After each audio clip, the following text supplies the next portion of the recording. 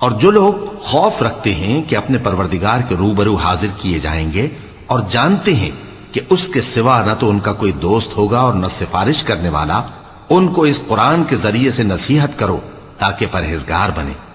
اور جو لوگ صبح و شام اپنے پروردگار سے دعا کرتے ہیں اور اس کی توجہ کے طالب ہیں، ان کو اپنے پاس سے مت نکالو۔ ان کے حساب اعمال کی جواب دہی تم پر کچھ نہیں اور تمہارے حساب کی جواب دہی ان پر کچھ نہیں، بس ایسا نہ کرنا۔ اگر ان کو نکالو گے تو ظالموں میں ہو جاؤ گے۔ اور اسی طرح ہم نے بعض لوگوں کی بعض سے آزمائش کی ہے کہ جو دولت مند ہیں وہ غریبوں کی نسبت کہتے ہیں کیا یہی لوگ ہیں جن پر اللہ نے ہم میں سے فضل کیا ہے؟ کیا اللہ شکر کرنے والوں سے واقف نہیں؟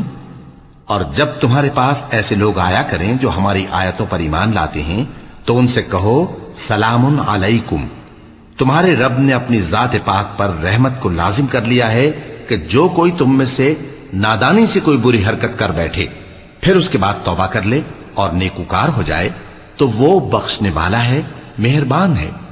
اور اسی طرح ہم اپنی آیتیں کھول کھول کر بیان کرتی ہیں تاکہ تم لوگ ان پر عمل کرو، اور اس لیے کہ گنہگاروں کا رستہ ظاہر ہو جائے۔